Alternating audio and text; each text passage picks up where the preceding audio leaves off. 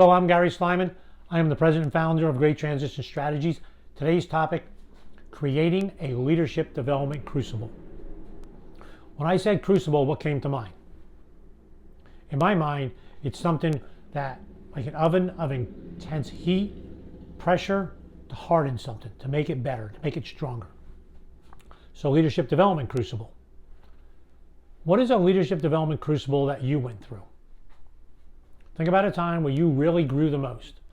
I'm going to say that that was a crucible, that you probably went through an intense time, lots of pressure, it was hard, but you got better and came out the other end.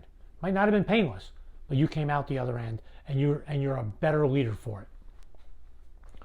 My question is, how can you create one of those crucibles deliberately? So that way it's not a case of, you know that saying, getting thrown into the fire? Some of the crucibles we've gone through, you were just thrown into the fire and it wasn't deliberate. But what would be the impact in you if it was a deliberate crucible where it was built? Maybe you built it for yourself, or you built it for the individuals that you work with.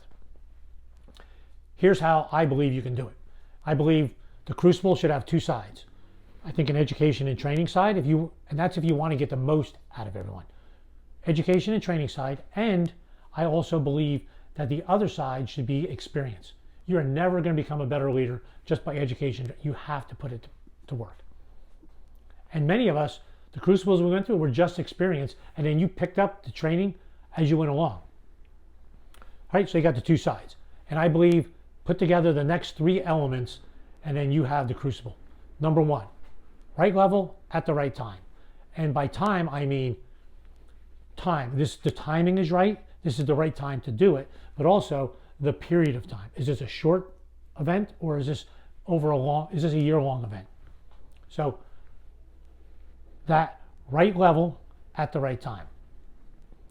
Right challenge has to be challenging. It has to stretch. This cannot be a low hurdle. This cannot be easy to jump over, but it cannot be impossible. You cannot be a case where, hey, you're going to fail. We know they're going to fail. I know I'm not going to get there. You want it at the right level, right challenge, so that a person can get there. And this next part, feedback and time to reflect. And this goes throughout. So you're getting feedback and time to reflect throughout the process. So it's being very deliberate. It's not easy, it's hard, but you're getting the feedback you need, so that way you could feed that into the education and training side, and you can feed it into the experiential side. The experiential side just has to lag a little behind the education and training. Some education and training. Now, let's put it to experience.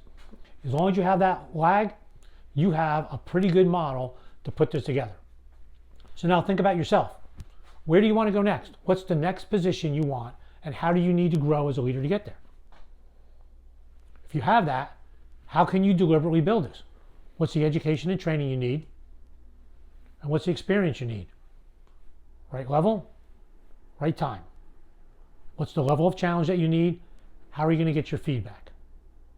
Really pretty simple in concept to put together, a little more challenging to put together in experience. And you can look at some folks that you want to grow. Hey, I really need to grow her this way, and here's the opportunity that I'm going to use to do it. Hope you found that helpful. Thanks for listening. I look forward to an opportunity to work with you and help you get that feedback and reflect through the time when you're going through a crucible or your team's going through a crucible.